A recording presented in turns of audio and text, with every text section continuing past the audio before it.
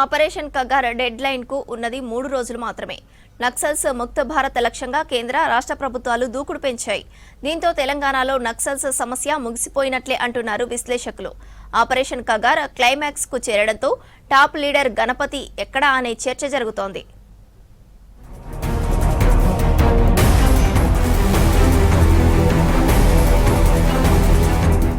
దేశంలో దశాబ్దాలుగా కొనసాగిన మావోయిజం సమస్యకు ముగింపు పలకాలని కేంద్ర ప్రభుత్వం చేపట్టిన ఆపరేషన్ కగార్ చివరి దశకు చేరింది. కేంద్ర హోంమంత్రి అమిత్ షా మార్చి 31 నాటికి భారతదేశాన్ని నక్సల్స్ రహిత దేశంగా మార్చుతామని ప్రకటించారు. గడువు ముగియడానికి 3 రోజులు మాత్రమే మిగిలి ఉంది. బస్తర్, అబూజ్మడ్ అడవుల్లో భద్రతా దళాలు భారీగా ఆపరేషన్లు చేపట్టినట్టు తెలుస్తోంది. ఒకప్పుడు 100కి పైగా జిల్లాల్లో విస్తరించిన నక్సల్స్ ప్రభావం ఇప్పుడు కేవలం 3-4 జిల్లాలకు మాత్రమే పరిమితమైంది.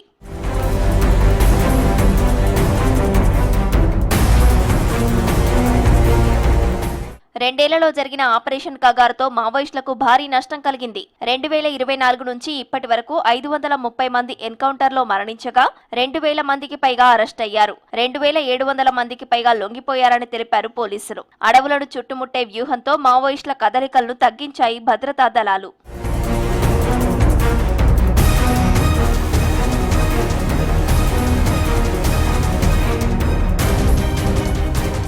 ఇక top leader Ganapathi alias Muppalla Lakshmanrao గురించి స్పష్టత లేదంటున్నారు నిపుణులు. ఒకప్పుడు సిపిఐ మావోయిస్టులలో కీలక పాత్ర పోషించిన ఆయన ఇప్పుడు దూరంగా ఉన్నారన్న సమాచారం ఉంది. అయితే ఆయన ఎక్కడ ఉన్నారన్నది భద్రతా కారణాలతో బయటకు రావడం లేదు. భద్రతా దళాలు మాత్రం తమ ఆపరేషన్లు కొనసాగిస్తూ నక్సల్స్ ముక్త భారత్ లక్ష్యానికి చేరువవుతున్నాయి.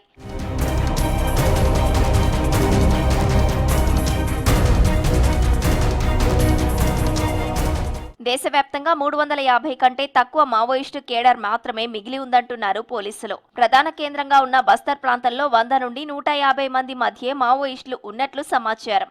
ఒకప్పుడు బలంగా ఉన్న కేంద్ర కమిటీ కూడా ఇప్పుడు 5 నుంచి 7 మందికే పరిమితమైంది. అయితే వీళ్ళు డెడ్ లైన్ లోగా లొంగిపోతారా లేదా అనేది చర్చ మొదలైంది.